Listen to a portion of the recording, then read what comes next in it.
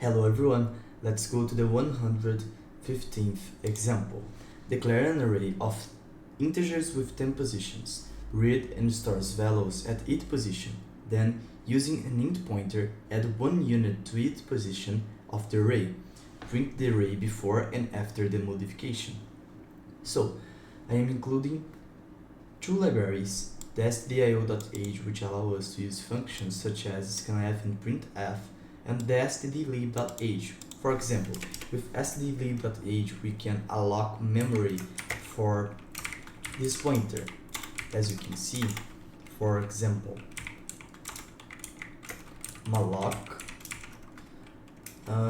10 times size of int. Because 10, why 10?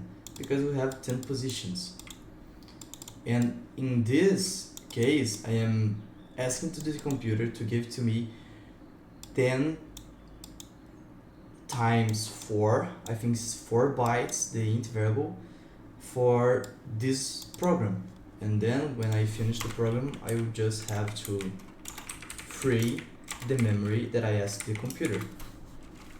But I will not use this on this example. On the next ones, we will see examples of asking memory for the computer.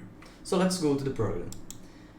First of all, I am including 3 int variables, an array of 10 positions, and a variable I, which will be the controller of our for loop, and a pointer p, a pointer of integer. This I starts with the value 0. So the first value of I will be equal to 0. And while the value of I is lower than 10, this for loop will keep running. And every time this for loop runs, the value of I will be increased by 1. So the first scanf will store the integer that you type in your keyboard on the memory of the array in the position I. The next time in the array in the position I plus 1, and keeping adding one value to the count. And when the value of I is bigger or equal to 10, we'll stop the reading, we'll stop the for. This printf is just to organize the things, to skip a line. And this printf is just to organize after adding 1 to each variable, adding 1 to each position. So this for loop is the key of our program. The for loop has the same parameters of the past one, but I am pointing the pointer to the memory address of the array in the position I, and then I am assessing the value of this memory position of our computer and adding one value. So for example, I had 5 here, and 5 would be in 5, not 5, but let's say value. The value will be equal to the value plus 1.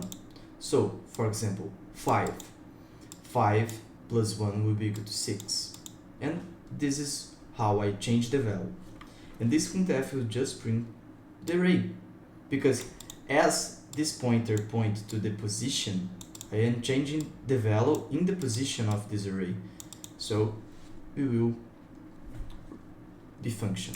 So let's go to the terminal and see what is happening here.